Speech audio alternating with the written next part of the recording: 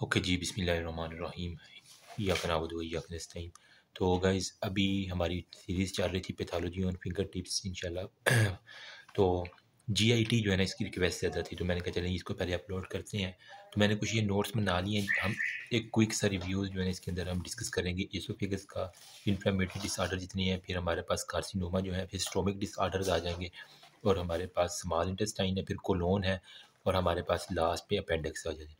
इनको अगर आप कर लेंगे, इसके अंदर कोरहोन डिजीज़ क्या है वो सारी की सारी हम इसके अंदर डिस्कस करेंगे। इंपॉर्टेंट बात हम बाउल से शुरू करते हैं। तो जो आपको मोटी मोटी चीज़ पता होनी चाहिए ना, वो हर्पिस लेबियालिस के बारे में होता है। ये इसके अंदर आपको क्या होता है, हर्पिस सिम्प्लेक्स टाइप 1 जो है ना, वो हमारे पास पेट से ऊपर ऊपर जितनी इन्फेक्शन है वो हर्पिस सिम्प्लेक्स टाइप 1 करता है, और पेट से नीचे हर्पिस सिम्प्लेक्स टाइप 2 करता है। ठीक है, तो हर्पिस सिम्प्लेक्स टाइप 1 जो है ना, उसने होंठों के ऊपर जो है ना वो हर्पिस लेबियालिस करना है। इसके अंदर होता क्या, बेसिकली फीवर होता है, ब्लिस्टर होता है, और हमारे पास कोल्ड सोर्स आपको नज़र आ जाते हैं। ठीक, इतनी बात काफ़ी है बस। एफ्थस अल्सर के बारे में याद कर लेना कि ये भी मुंह का पेनफुल रिकोरेंट रोसिव ओरल अल्सरेशन। ठीक है, एफ्थस अल्सर में पेनफुल, हमारे पास रिकोरेंट बार बार होने वाले, ठीक है, और एरोसिव जो है ना वो हमारे पास ओरल अल्सरेशन को हम कहते हैं एफ्थस अल्सर को।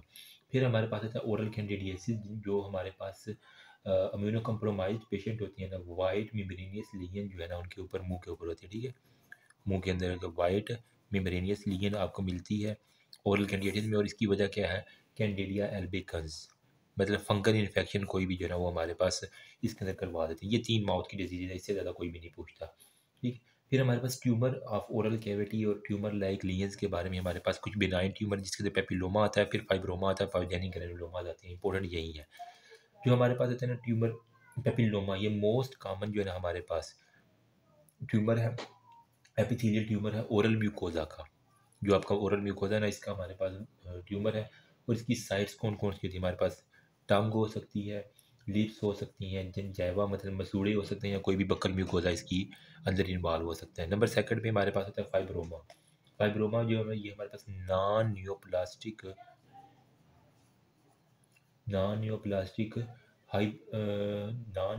हाइपर प्लास्टिक लीजन है। ठीक है, मतलब कहीं पे क्रोनिक इरिटेशन हो रही है ना, तो उसके अंदर वो कह रहा है हमारे पास जो है ना एक फाइब्रोमा सा जो है ना वो उधर बन जाएगा। ठीक है, क्रोनिक इरिटेशन की बात।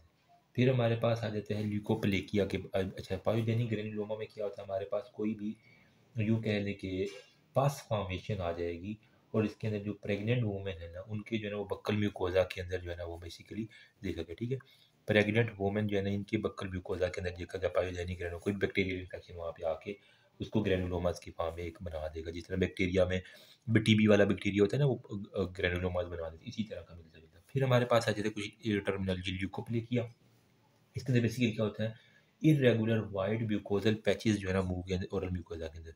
ठीक है, अगर आपको इरेगुलर वाइट म्यूकोजल पैचेस नज़र आए तो इसको हम नाम देते हैं ल्यूकोप्लेकिया का। और देन हमारे पास कुछ ओरल कैंसर आ जाते हैं उसके अंदर हमारे पास।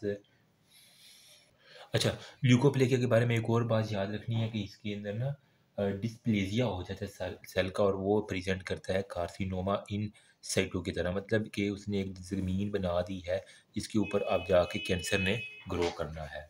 ठीक है, फिर हमारे पास कुछ ओरल कैंसर में हमारे पास जो है ना वो सबसे मोस्ट कॉमन एमसीक्यूज आता है, तो वो मुंह में सीधा रख दो, स्क्वेमस सेल जो है ना वो कार्सिनोमा जो है ना हमारे पास होता है। एंड पे हम एमसीक्यू जो एससीक्यूज करेंगे उसके अंदर मैं आपको सारा दिखाऊंगा।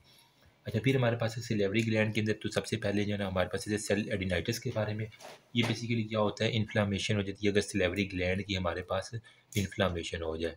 ठीक है, अब सब लिंगुअल सब मैंडिबुलर और पैरोटिड ग्लैंड है, तो सिलेवरी ग्लैंड की अगर इन्फ्लामेशन हो जाती है इसमें सेल एडिनाइटिस हो गया। फिर हमारे पास होता है एक्यूट पेरोटाइटिस के बारे में होता है। ये बेसिकली क्या होता है, जिन लोगों को मम्स होता है ना, उनका हमारे पास पैरोटिड ग्लैंड भी जो है ना वो स्वेल अप हो जाता है, तो इन्हें हम कहते हैं एक्यूट पेरोटाइटिस हो गया। ठीक है, इसके अंदर फिर साथ में इन अदर इन्फेक्शन एजेंट जो है ना वो हमारे पास पैरोटिड ग्लैंड को जो है ना वो हमारे पास इन्वॉल्व कर लेंगे, तो उसी हम कहेंगे कि। फिर सुजॉर्जन सिंड्रोम के बारे में होता है, इसके अंदर मोस्टली ये ऑटो इम्यून इन रीजन है। ठीक है ये भी सिलेबरी, लेकिन ये हमारे पास ऑटो इम्यून इन रीजन। इसके अंदर क्या क्या चीज़ होती है, कनेक्टिव टिश्यू की डिजीज़ होती है, कनेक्टिव टिश्यू डिजीज़ है, इंक्लूड केरेटो कंजक्टिवाइटिस सिक्का।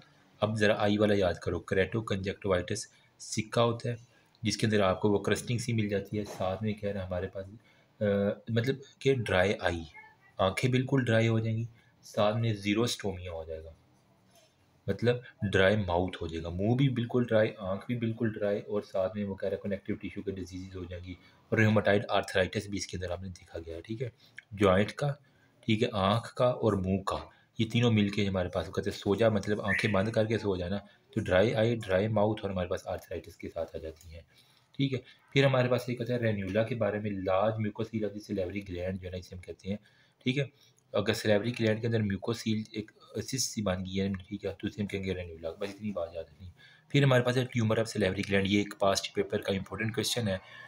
तो इसके अंदर जो है ना मोटी सी बात वो रखें कि प्लियोमार्फिक हमारे पास सबसे पहले होगा, ये हमारे पास एक बिनाइन ट्यूमर है, आगे ज़्यादा नहीं ये फैलता, प्लियोमार्फिक एडिनोमा। ठीक, और ये हमारे 20 to 40 ईयर के अंदर मोस्टली अकर होता है, और इसके अंदर हमारे पास क्या है कि प्लियोमार्फिक सेल्स आपको मिल जाती हैं, और हमारे पास मोस्टली जो है ना इसलिए पेरोटिड ग्लैंड को ही, प्लियोमार्फिक है ना पी आ रहा है तो इसलिए पेरोटिड ग्लैंड को ही मोस्टली इन्वॉल्व करना है। फिर्म नॉन टेंडर स्वेलिंग आपको निकलेगी ट्यूमर के अंदर, हमारे पास फिर्म प्लस नॉन टेंडर आपको स्वेलिंग मिलेगी, और ये डिफ़िकल्ट टू रिमूव कम्प्लीटली, और साथ में इवन के प्रोटीन ग्लैंड से क्योंकि फेशियल नर्व भी जा रही होती है, तो इवन ये फेशियल नर्व को भी जाके डैमेज करता है, फेशियल पैरालिसिस की तरफ जाती है।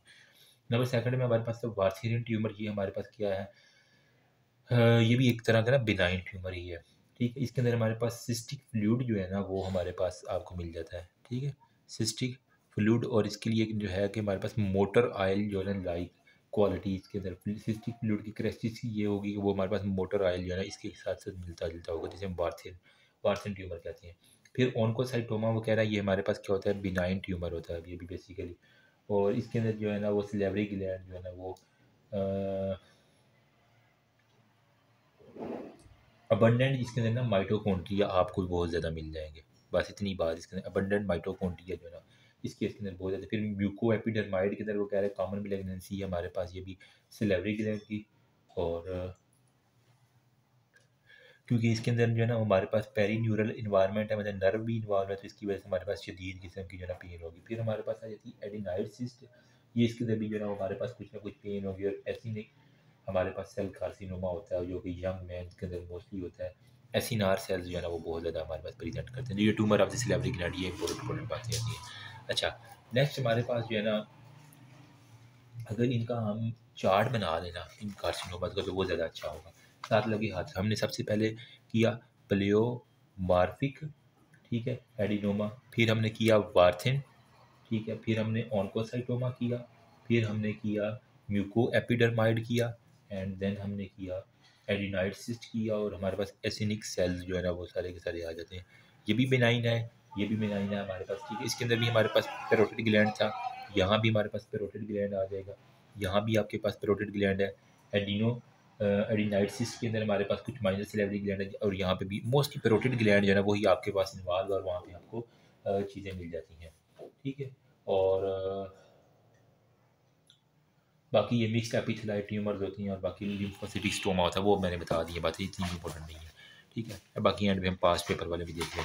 अब हमारे पास आ जाते हैं जी नेक्स्ट में डिजीज़ ऑफ दी एसोफेगस, इसके बारे में थोड़ी सी बात कर लेते हैं। इसके अंदर सबसे पहले हमारे पास होता है ट्रेकियो एसोफेजियल फिस्चुला, मतलब ट्रेकिया और एसोफेगस के दरमियान में रास्ता है जिसे हम ट्रेकियो एसोफेजियल फिस्चुला कहते हैं, कंजेनिटल डिसऑर्डर है। ठीक है, और इसके साथ जो है ना वो हमारे पास पेशेंट को बहुत ज़्यादा जो है ना वो चोकिंग होगी, कफिंग होगी, क्योंकि वो जब भी कोई चीज़ खाएगा वो ट्रेकिया के अंदर चली जाएगी एसोफेगस से ना, तो ट्रेकियो एसोफेजियल फिस्टुला इसी वजह से इसका नाम दिया गया है, चोकिंग होगी। और मोस्ट कॉमन वेरिएंट में हमारे पास एसोफेजियल कम्युनिकेशन होती है ट्रेकिया के साथ। ठीक है, बस इतनी सी बात है, और इसके थोड़ी कुछ वेरिएंट होते हैं। फिर हमारे पास oesophageal diverticula, pouch lined by more than one layer of the oesophageal होगी। यूँ कह लें डाइवर्टिकुला क्या होता है, कोई भी हमारे पास प्रोट्रूजन हो गया, तो अगर किसी एसोफेगस की किसी लेयर के अंदर वो कह रहा है हमारे पास हर्निएशन हो जाए, म्यूकोजल चीज़ की ना हर्निएशन हो जाए। ठीक है, म्यूकोजा की अगर वो हर्निएशन होगी या जहाँ से मस्कुलर वाल वीकनेस थी वहाँ से उसका म्यूकोजा जो हर्निएट कर गया, तो इसे हम कहेंगे एसोफेजियल डाइवर्टिकुला। ठीक है, अब यहाँ पे जो है ना वो कह रहा है कि अगर हमारे पास इमीडिएटली अबाउट दी एसोफेजियल अच्छा, एसोफेजियल स्फिंक्टर के ऊपर वाला भी हो सकता है, या फिर हमारे पास लोअर एसोफेजियल स्फिंक्टर या अपर एसोफेजियल स्फिंक्टर मोस्टली इन्वॉल्व होता है, या फिर हमारे पास लोअर एसोफेजियल स्फिंक्टर इन्वॉल्व होता है। अपर वाला वाल्व होगा तो हम कहेंगे ज़ेंकर डाइवर्टिकुलम, इसको हम कहते हैं। आपने ये ईएनटी के अंदर भी पढ़ा होगा, बस इतनी बात है। फिर हमारे पास है इक्लेजिया में, ये बेसिकली क्या होता है, जब लोअर जो एसोफेजियल स्फिंक्टर है ना, ठीक है, वो हमारे पास जो है ना वो रेजिस्टेंस कॉन्ट्रैक्शन रखता है, तो जो भी खाना खाएंगे वो यहीं पे फंसा रहेगा, दरमियान में स्टोमिक के अंदर नहीं जा पाएगा, इसमें कहेंगे इक्लेजिया, तो परमानेंट कॉन्ट्रैक्शन हो जाती है। ठीक है, इसके अंदर वो बेसिकली चागाज डिसीज़ आपने पढ़ी होगी पैथो के अंदर, तो उसके अंदर भी बेसिकली ना हमारे पास इक्लेजिया के साथ वो पेशेंट प्रेजेंट करता है, डिफिकल्टी इन स्वेलविंग है, और हमारे पास वो कह रहा है कि एट दी एंड वो स्क्वेमस सेल कार्सिनोमा की तरफ जो है ना वो प्रेजेंट करना आपको शुरू कर दिया करते हैं। ठीक है, फिर हमारे पास एसोफिजियल वेरेसिस है, जो हमारे पास लोअर एसोफिजियल, यहाँ पे हमारे पास क्या होगा, वेसल होती हैं, वो हमारे पास बहुत ज़्यादा जो है ना वो डायलेट कर देती हैं। वजह क्या है, जो आपका पोर्टल सिस्टम है लीवर से आ रहा है वेन वाला, उसके अंदर कुछ ना कुछ मसला है, जो डायलेटेड सब म्यूकोजल एसोफिजियल वेन, तो डायलेटेड सब म्यूकोजल एसोफिजियल वेन, इसे हम कहेंगे एसोफिजियल हमारे पास वेरेसिस होगा। ये आपके कोई इतनी इंपॉर्टेंट बात नहीं है, लेकिन बस नाम और इनका काम पता होना चाहिए, बहुत मोर देन इनफ है, कभी कभार पूछ लेते हैं। अच्छा, नेक्स्ट हमारे पास है इन्फ्लामेटरी डिजीज़ आप एसोफेगस, इसके अंदर सबसे पहले है गैस्ट्रो एसोफेगस रिफ्लेक्स है, फिर बैरेट एसोफेगस है, कैंडिडिया है, हर्पेटिक और एसोफेजियल सूचर है। जल्दी से बात कर लेते हैं। गैस्ट्रो एसोफेजियल रिफ्लेक्स में क्या होता है, जब गैस्ट्रिक कंटेंट जो है ना वो हमारे पास एसोफेगस के अंदर आना शुरू कर देते हैं, जैसे हम कहते हैं गैस्ट्रो एसोफेजियल रिफ्लेक्स, और इसके अंदर हमारे पास क्या होगा कि जो भी उसको ना हार्ड बर्निंग होगी, वो कहते हैं मेरी छाती में पेन वगैरह रहती है और इस तरह की प्रेसिपिटेशन हो जाएगी। ठीक है, इसके अंदर फिर हमने बैराटाइटिस, जब बार बार इरिटेशन होती है, यहाँ पे हमारे पास क्या होती है, स्क्वेमस एपिथेलियम होती है, वो बार बार होने की वजह से यहाँ पे कोलमनर एपिथेलियम के अंदर हो जाएगी, जिसे हम कहते हैं बैराटाइटिस, वो बन जाएगी। कह लें कि हमारे पास मेटाप्लेजिया हो गया सेल का at the lower oesophagus sphincter के लेवल, तो metaplasia at the lower end of the oesophagus जो है इसे हम कहते हैं बैराटाइटिस। वजह क्या है, ये गर्ड ही इसी की वजह की बार बार नीचे आएगी। ठीक है, फिर हमारे पास है कि कैंडिडिया एसोफिजाइटिस, हमारे पास क्या होगा, जो लोग हमारे पास डायबिटीज़ के पेशेंट होते हैं ना, उनके अंदर जो है ना फंगल इन्फेक्शन हो जाता है, वो एसोफेगस की जो है ना इम्यूनोसप्रेसिव या किसी ने ड्रग्स ली हुई हैं, तो उनके अंदर जो है ना वो हमारे पास कोई भी फंगल इन्फेक्शन हो गया और उसने जाके कर दिया ये सारे का सारा काम।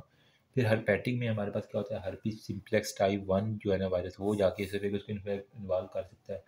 साथ में कुछ लेस कॉमन में हमारे पास कह रहा है कि साइटोमेगैलो वायरस जो है ना वो जाके इन्वॉल्व कर रहा है। फिर हमारे पास एसोफेजियल स्ट्रक्चर्स के बारे में कुछ बातें आ जाती हैं, और बस इतनी ही इंपॉर्टेंट, इन्फ्लेमेटरी डिजीज में यही आ जाएगा।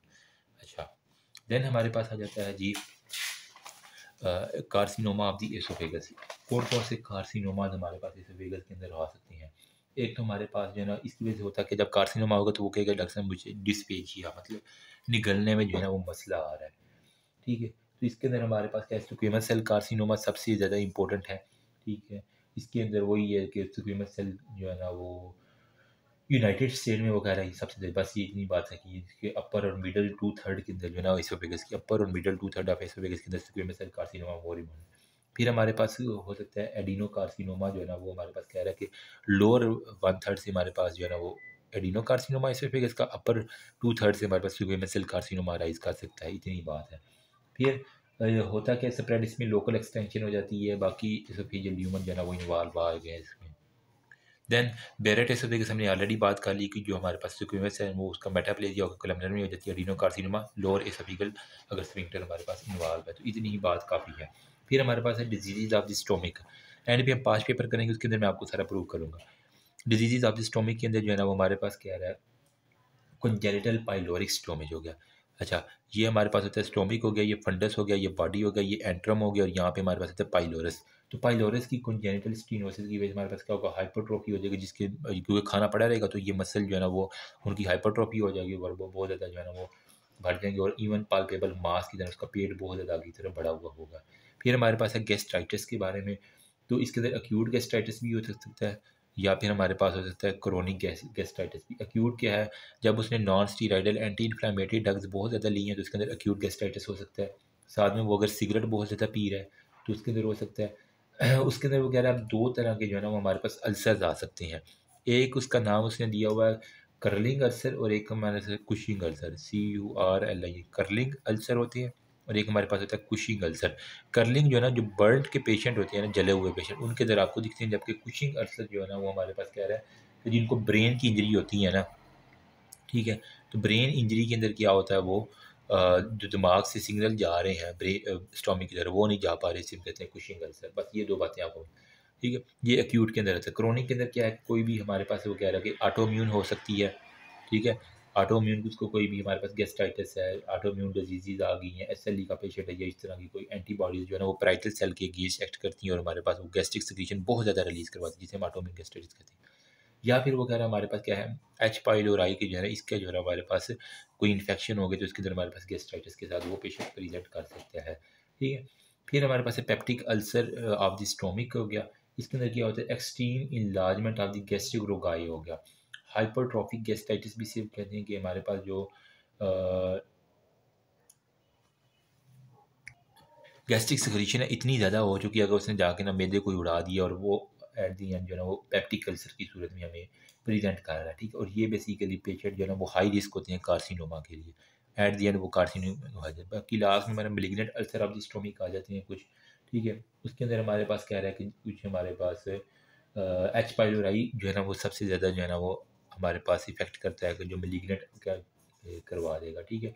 बाकी जो लोग नाइट्रोजामीन जो है ना, ठीक है, वो डाइटरी अमाइन से यूज़ करते हैं, फूड प्रिजर्वेटिव है एज अ, तो इसके अंदर जो मतलब कुछ स्मोक्ड फ़िश खा रहे हैं तो इसके अंदर नाइट्रोजामीन बहुत ज़्यादा, तो इसकी वजह से हमारे पास क्या है कि ये एच पाइलोराई जो है ना वो बहुत ज़्यादा जो है ना वो अपना काम करवा देता है, ठीक है। बाकी ई कैडहेरेंट जो है ना, एक तो जर्मलाइन डिफेक्ट है, ये बेसिकली इसके अंदर ई कैडहेरेंट जो जीन है ना जिसने आपको आपस में मिला के रखना होता है सेल्स को, वो हमारे पास नहीं ठीक होता। और साथ में क्या है कि सिग्नट सेल आपको जो है ना वो वहाँ पे जिस तरह अंगूठी होती है ना, ठीक है, न्यूक्लियस एक साइड पर बाकी सारा मटेरियल अंदर होगा, तो सिग्नट रिंग सेल आपको अपीयरेंस मिल जाएगी। इतनी बात एमसीक्यूज़ के अंदर ही आती है, इससे ज़्यादा नहीं आती, ठीक है। फिर उसने एक लिखा हुआ है वर्चुअस नोड के बारे में, ये कभी कभार पूछ लेते हैं। इसके अंदर क्या होता है, जब आपका इन्वॉल्वमेंट हो जाए सुप्रा क्लेविकुलर लिम्फ नोड, ठीक है, ये मतलब कि स्टोमिक का कैंसर इतना फैल गया है कि आपके जो सुप्रा क्लेविकल है ना, ठीक है, जो ब्यूटी बोन है वहाँ के नोड इन्लार्जमेंट हो जाती है, इसे कहते हैं वर्चुअस नोड। बस ये इतनी बात बता देना काफ़ी हो जाएगी। फिर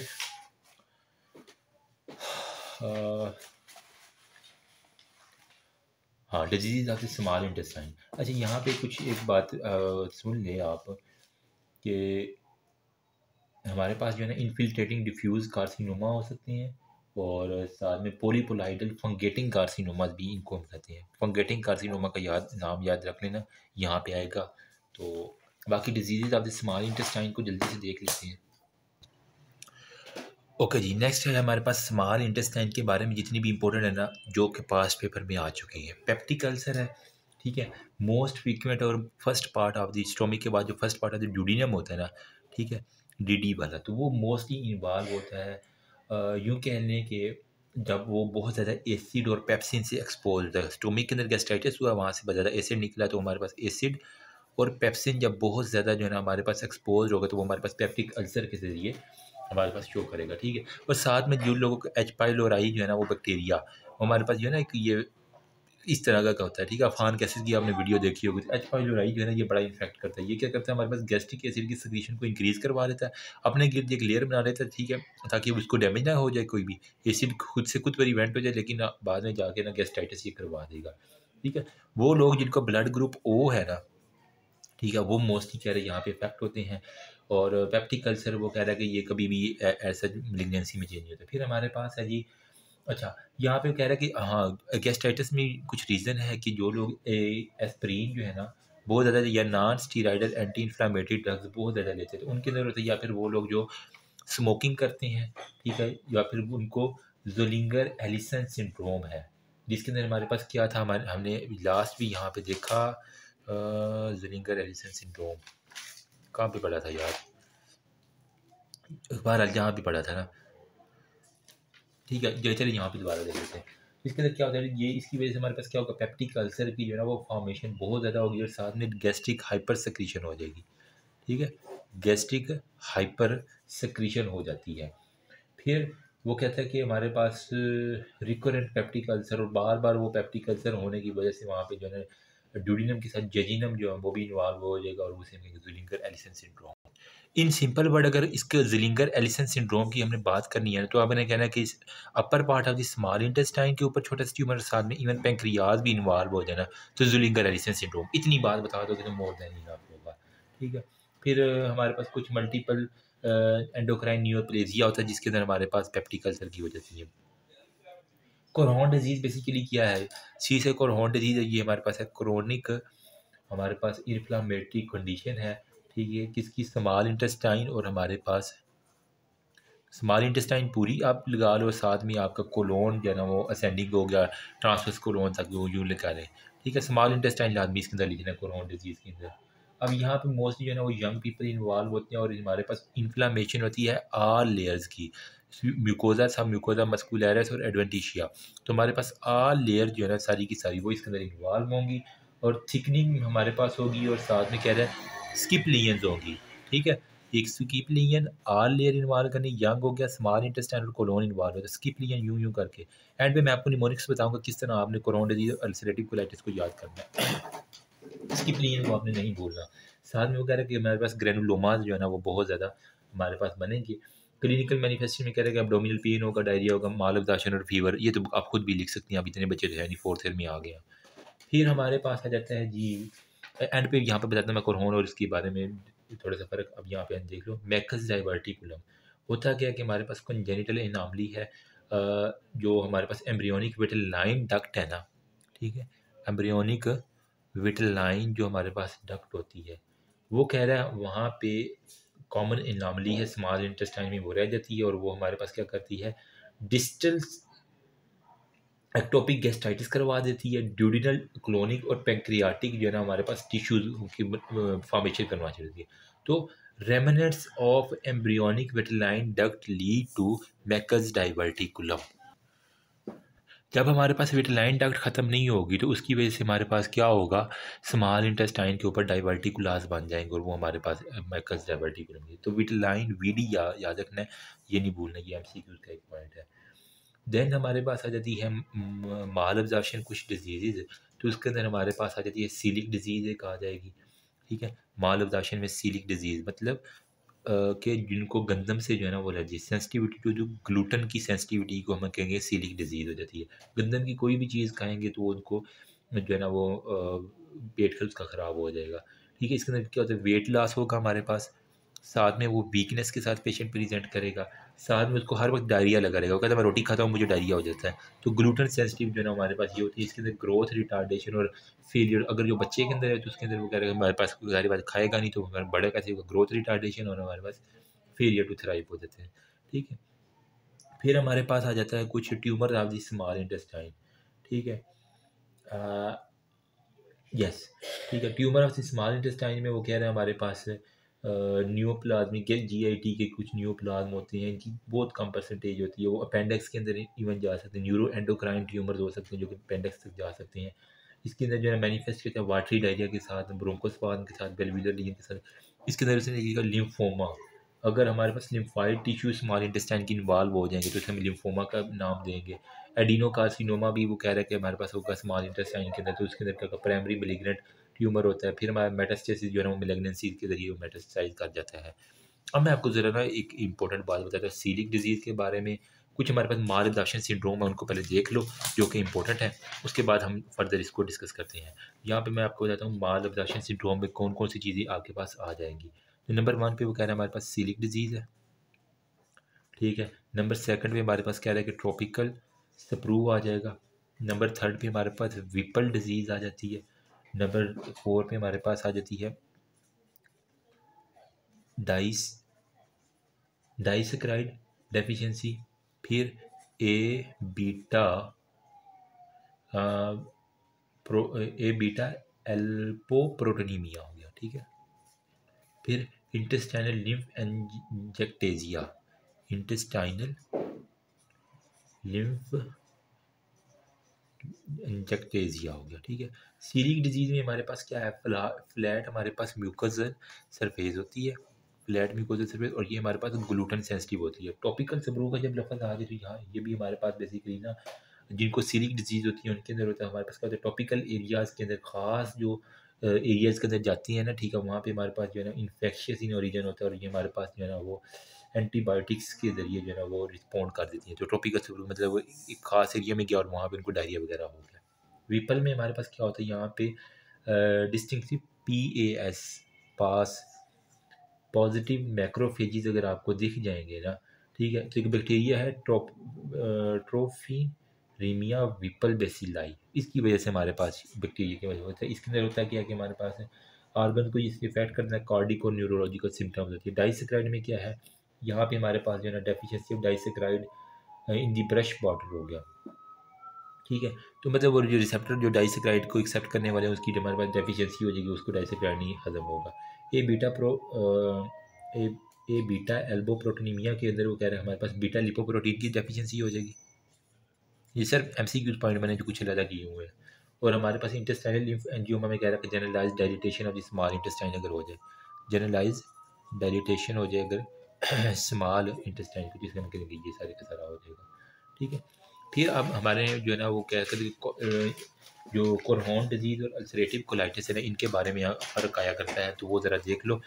अल्सरेटिव कोलाइटिस और हमारे पास कोरहोन डिजीज़ है। कोरहोन डिजीज़ में हमने क्या कहा, हमारे स्मॉल इंटेस्टाइन होती है और हमारे पास जो है GIT ट्रैक, यानी इसके अंदर कोरहोन के अंदर GIT ट्रैक इन्वॉल्व होगा और साथ में हमारे पास इलियोसिकल ट्रैक्टल जो है ना, जहाँ पे स्मॉल इंटेस्टाइन और इलियम से सीकम हो गया, फिर वहाँ पे सेंडिंग कोलोन ट्रांसफर्स कोलोन, तो ये वाला मोस्टली जो है इलियोसिकल जंक्शन मोस्टली कोरहोन डिजीज में इन्वॉल्व होगा। साथ में आपने लिखना है कि inflammatory reaction, chronic inflammatory reaction है, ठीक है, इन्फ्लामेटरी रिएक्शन है और ये हमारे पास क्रोनिक होगा, ठीक है। और इंटायर थिकनेस, चारों की चारों लेयर, ऑल 4 लेयर जो है ना इसके अंदर म्यूकोजा, सब म्यूकोजा, मस्कुलर एडवेंटिशिया हमारे पास इन्वॉल्व होंगी। फिर साथ में लिम्फोसिटिक इनफिल्ट्रेट होगा, लिम्फोसिटिक इनफिल्ट्रेट्स होंगे और साथ में वो कह रहा है कि मेलेग्नेंसी जो है ना वो हमारे पास मच मोर कॉमन हो जाती है और ये इवन के मेलेग्नेंसी में चला जाता है। और साथ में आपको यहाँ पे स्किपलियंस भी दिख जाएंगी। स्किपलियन का नाम नहीं भूलना, चारों लेयर नहीं भूलनी, इलियोसिकल जंक्शन नहीं भूलना। साथ में कह रहा है कि हमारे पास म्यूकोजल जो है ना वो कोबल स्टोन अपीयरेंस यहाँ पे हुई, ठीक है, तो कोबल स्टोन अपीयरेंस होगी। ये हमारे पास कोरहोन डिजीज़ है। अल्सरेटिव कोलाइटिस में सिर्फ और सिर्फ हमारे पास कोलोन और हमारे पास एंड वाला जो है ना रेक्टम और वो वाले एंड वाले ही से इन्वॉल्व होते हैं अल्सरेटिव कोलाइटिस में। इन्फ्लामेटरी डिसऑर्डर है, ठीक है, इसके अंदर अल्सरेशन जो है ना वो सिर्फ और सिर्फ 2 लेयर में म्यूकोजा और सब म्यूकोजा तक सिर्फ इन्वॉल्व है, तो हमारे पास अल्सरेटिव कोलाइटिस है। क्रिप्स एब्सेसिस होती है इसके अंदर हमारे पास, साथ में सूडो पोलिप्स जो है ना वो हमारे पास छोटे छोटे यूँ पेडेंकुलेटरी या सेसाइल पोलिप्स, वो कह रहे हैं कि आपको सूडो पोलिप्स नज़र आ जाएंगे। फिर वो कह रहा है कि यहाँ पे कोलोन कैंसर जो है ना वो उसका रिस्क जो है ना वो बहुत ज़्यादा हो जाता है। तो ये हमारे पास अल्सरेटिव कोलाइटिस कोलोन डिजीज़ अगर आ जाए फ़र्क तो लब लिख लोगे ना, ठीक है। नेक्स्ट हमारे पास आ जाता है जी disease of the colon. Colon के अंदर सबसे पहले हमारे पास आता है Hirschsprung disease, diverticular vascular disease, inflammatory tumour है। हर्शस्प्रुंग डिजीज़ के अंदर बेसिकली क्या डायलिटेशन ऑफ दी कोलोन जो है ना इसके अंदर हो जाती है, ठीक है। कंजेनिटल मेगा कोलोन जो कह लें, कंजेनिटल मेगा कोलोन होती है, इसके अंदर डायलिटेशन ऑफ द कोलोन हो जो absence of the ganglionic cell जो है ना, ठीक है, जो ब्रेन वाले आते हैं ना गैंग्लियोनिक सेल्स, उनकी हमारे पास सारी की सारी एब्सेंस हो जाती है। साथ में कह रहे हैं म्यूकोजल और मेंटेरिक न्यूरल प्लेक्सिस जो है ना वो हमारा डिस्ट्रॉय हो जाता है। मेंटेरिक और म्यूकोजल जो प्लेक्सिस है ना, ठीक है, वो हमारे पास सारे का सारा डिस्ट्रॉय हो जाएगा। फिर डाइवर्टिकुलाज के अंदर क्या कहते हैं हमारे पास कि ये हमारे पास पॉकेट्स ऑफ द म्यूकोजा अब बन जाते हैं, पॉकेट्स ऑफ म्यूकोजा जो है ना वो आपके पास बन जाते हैं। इसके अंदर बेसिकली सिग्माइड कोलोन जो है ना वो हमारे पास बड़ी डाइवर्टिकुलर क्या होता है, कोई भी हमारे पास अब नॉर्मल वो बाहर की तरफ निकली हुई डाइवर्टिकुलोसिस हो जाए, इसके अंदर डाइवर्टिकुलाइटिस, इसके अंदर ब्राइट रेड रेक्टल ब्लीडिंग इसके साथ वो पीछे प्रेजेंट करता है, ठीक है, तो ब्राइट रेड ब्लीडिंग के साथ होती है। फिर हमारे पास कुछ वेस्कुलर है, इसके अंदर हमारे पास होता है इस्कीमिक, मतलब वेसल्स ने ठीक खून नहीं पहुंचाया तो इसकी वजह से हमारे पास होगा कुछ इस्कीमिक बावल डिजीज़ हो जाती है, ठीक है। अब इस्कीमिक बावल डिजीज़ में वो कह रहा है हमारे पास क्या होगा, एथेरोस्क्लेरोटिक ऑक्लूजन हो जाती है, ठीक है, वो वेसल ऑक्लूड हो जाएंगे जिसकी वजह से हमारे पास जो रेक्टोसिग्माइड जंक्शन है उसके ऊपर जाहिर बात है, ठीक है, रेक्टोसिग्माइड जंक्शन, ठीक है, रेक्टम हो गया, यहाँ पे सिग्माइड जंक्शन, यहाँ पे बेसिकली जो वेसल होते हैं सुपीरियर मेजेंटेरिक होता है, इन्फीरियर मेजेंटेरिक में वेसल होती है ना, तो उन वेसल की यहीं ना कहीं पे हमारे पास ऑब्स्ट्रक्शन हो जाएगी, हमारे पास इस्कीमिक बबल डिजीज़ आ जाएगी। फिर एंजियो डिस्प्लेजिया हो सकता है कि स्मॉल वेसल जो है ना वो वहाँ पे टॉर्शियस डायलिटेशन बहुत ज़्यादा हो चुकी है इसकी वजह से, या फिर हेमराइड्स के बारे में वो बात करता है कि हमारे पास क्या होता है, इंटरनल और एक्सटर्नल, इसकी दो टाइप्स होती हैं हेमराइड्स की, ठीक है। मतलब जिसे हम बवासीर कहते हैं कि वहाँ से जो है ना वो अपनी म्यूकोजल सरफेस से बाहर आ जाती हैं, और अगर वो अंदर ही रहें लेकिन ब्लीडिंग हो रही है रेक्टल से तो इंटरनल हेमराइड। अगर वो कह के बाहर आ जाती हैं वो जो है ना वो वीनस प्लेक्सिस का हेमराइड्स का, ठीक है, वेन्स का, तो वो हमारे पास एक्सटर्नल हेमराइड्स होती है। इतनी सी बात है बस, मोटी मोटी सी।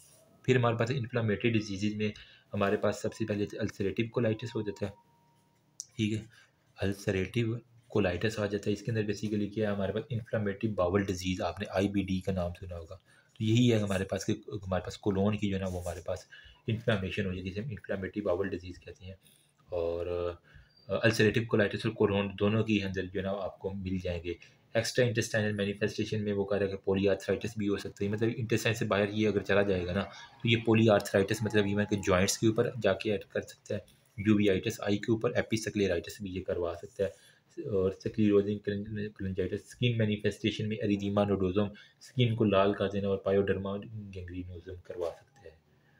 अच्छा, फिर हमारे पास है जी रेड ग्रैनुलर अपीयरेंस होती है ब्लड में, कोई टॉक्सिक मेगाकोलोन, बाकी ये कोई इतनी इंपॉर्टेंट बात नहीं है।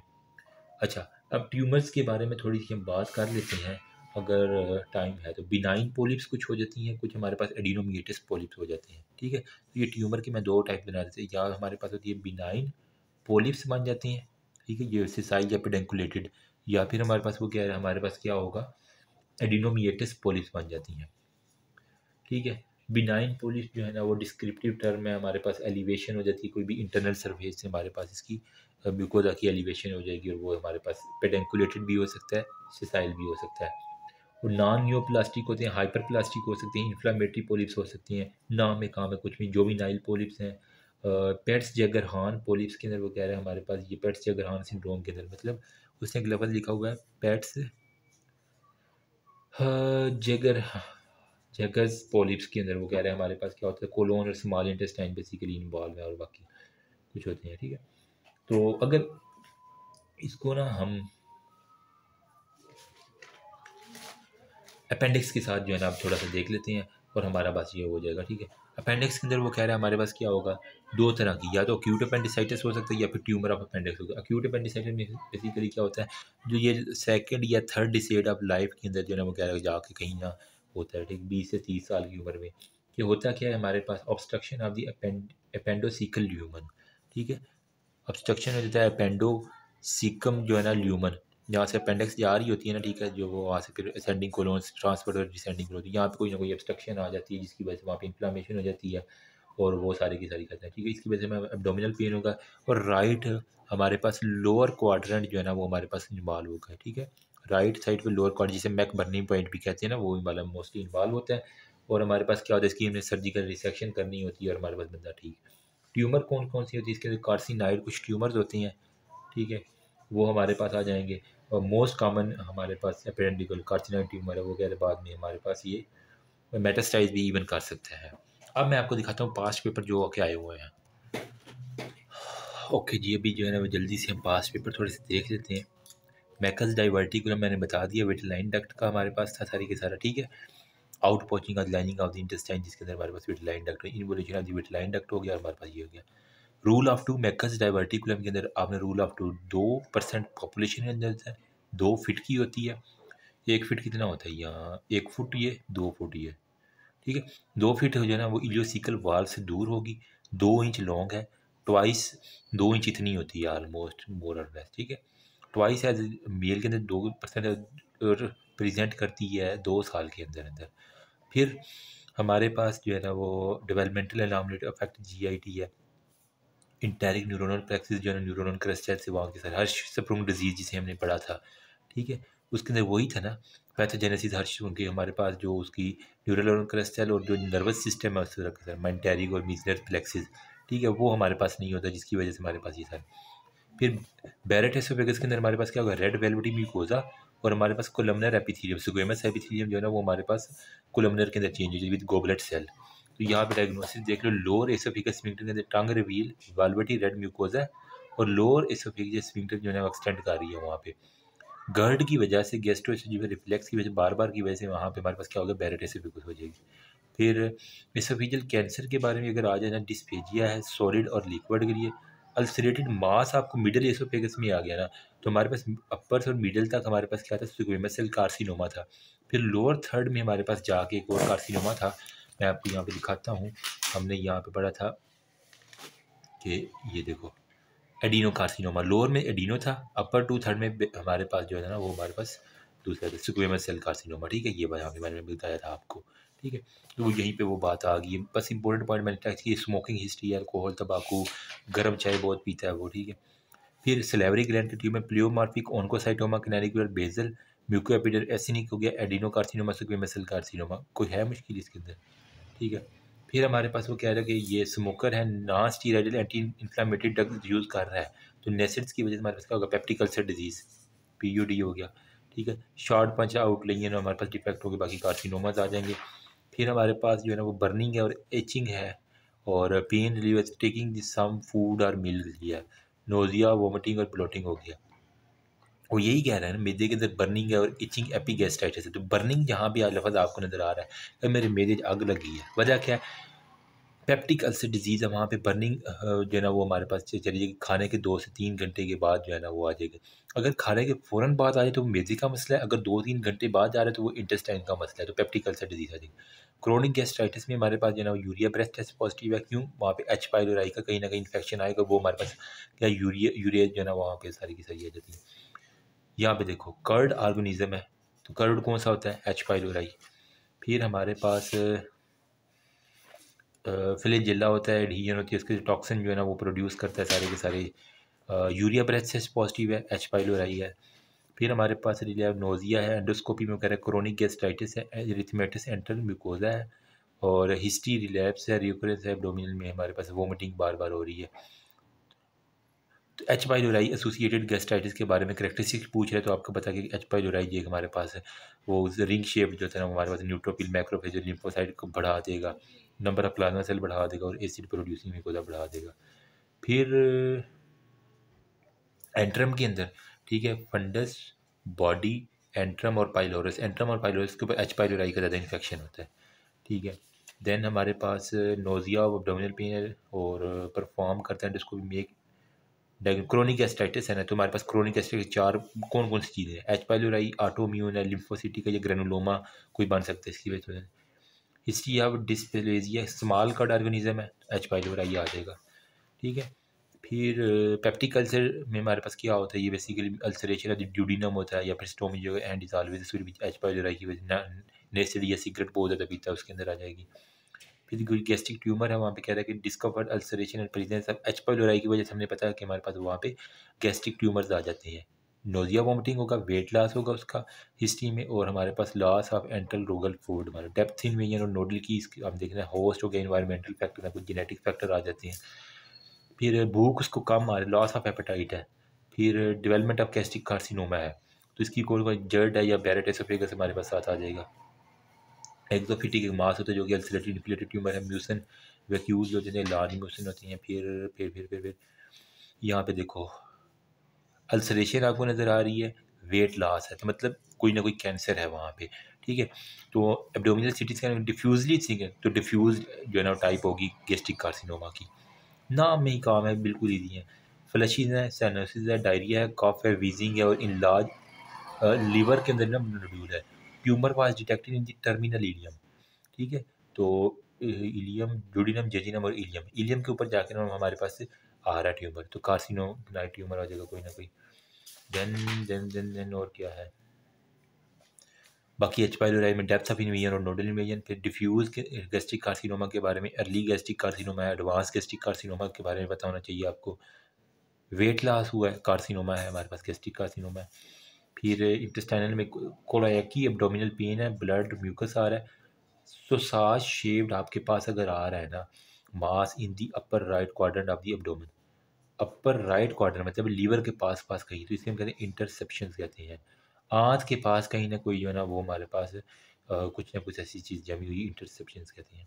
हर्निया एडहियन, बाकी वो सीलिक डिजीज़ में कह रहा है कि हमारा ग्लूटन IgA एंटीबॉडी होगा, ग्लूटन के साथ होगा, और IgA एंटीबॉडीज पॉजिटिव होंगे। ठीक है। तो यहाँ पे वो यही कह रहा है कि सीलिक डिजीज़ के बारे में आउटलाइन बताया, तो आपने बताना कि ये हमारे पास ग्लूटेन सेंसिटिव होता है 33 amino acid alpha glided peptide. इसके अंदर फिर वो कह रहा है हमारे पास जो HLA-DQ2 और HLA-D8 ये दो आपने बातें याद रखनी है, और हमारे पास gliadin can enter which converted into gliadin हो गया। बाकी वो मतलब ग्लूटेन की जो सेंसिटिविटी है वो ख़राब है सारी की सारी। डायरिया है, फूड है, फैट ग्लोब्यूलिन है, IgA एंटीबॉडी वैसे सीलिक डिजीज़ है। फिर अपर एंड लोअर एसोफेजियल स्फिंक्टर में anti-IgA एंटीबॉडी सीलिक डिजीज़ है। माल एब्जॉर्प्शन सिंड्रोम कौन से, सिस्टाइटिस फाइब्रोसा सीलिक है, लैक्टोजिन डेफिशिएंसी ऑटोइम्यून हो सकती है। ठीक है। सीलिक डिजीज़ की मार्फोलॉजी, टाइफाइड फीवर में वाइटल टेस्ट आपको अगर पॉजिटिव नज़र आ रहा है ना, तो हमेशा टाइफाइड के ऊपर आपने जाना है। आपने ये माइक्रोबायोलॉजी के अंदर भी पढ़ा, वो यहाँ पे एक्सप्लेन करने की इतनी ज़रूरत नहीं है। टाइफाइड अल्सर और ट्यूबरकुलोसिस अल्सर में फ़र्क क्या है? टाइफाइड में पेयर पैचेस आपको मिल जाएंगे, ठीक है, और बाकी मैक्रोफेजेस और लिम्फोसाइट मिल जाएंगे, न्यूट्रोपीनिया हो जाएगी, जबकि टीबी के अंदर लिम्फोसाइटोसिस हो जाता है, फीवर होता है, और बाकी वो सारी इन्फ्लेमेटरी कुछ हमारे पास है। ठीक है। अल्सरेटिव क्राइटिस कोलोन में, अल्सरेटिव क्राइटिस सिर्फ कोलोन तक एंड वाला हिस्सा और रेक्टम इन्वॉल्व है, और इसके अंदर सिर्फ 2 लेयर इन्वॉल्व है। इसके अंदर पूरी इंटेस्टाइन और चारों लेयर इन्वॉल्व होती हैं।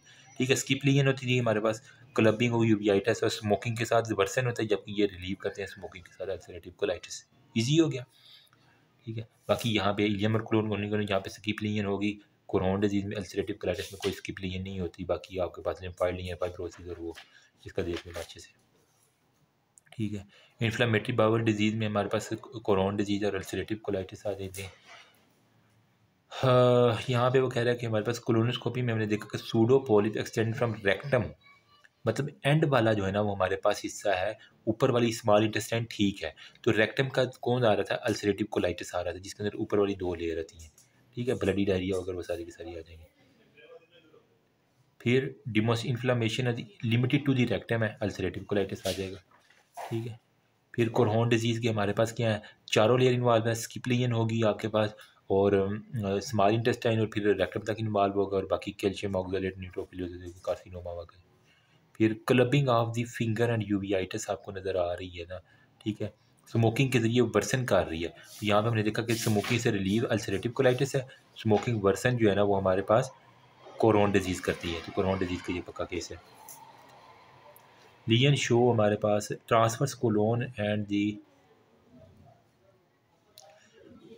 मतलब सिर्फ कोलोन इन्वॉल्व है ना, तो हमारे पास अल्सरेटिव कोलाइटिस आ जाएगा।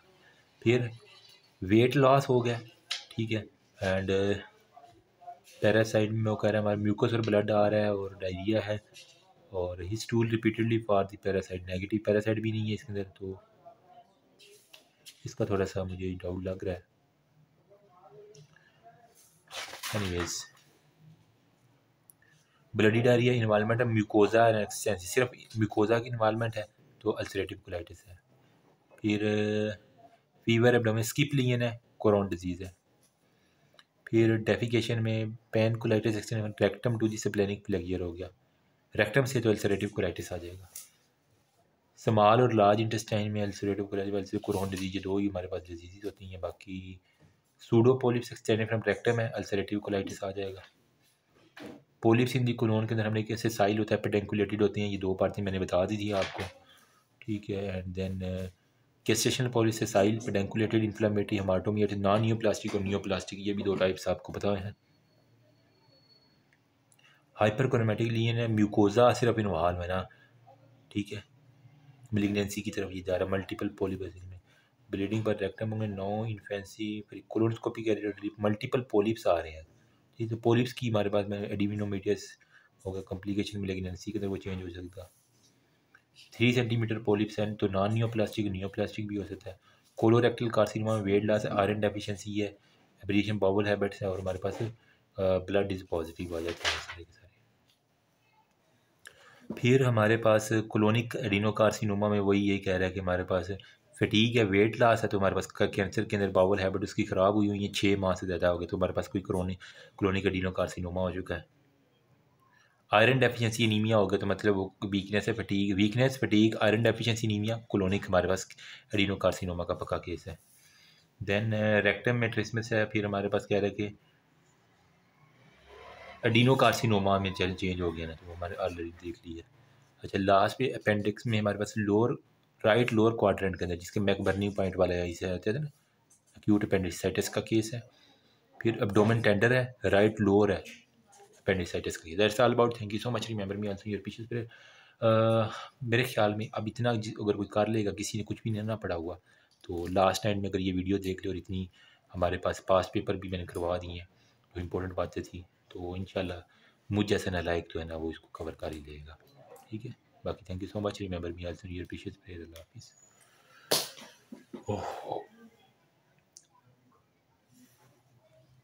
नेक्स्ट एंडोक्राइन और पेंक्रियाज रह गया हमारा।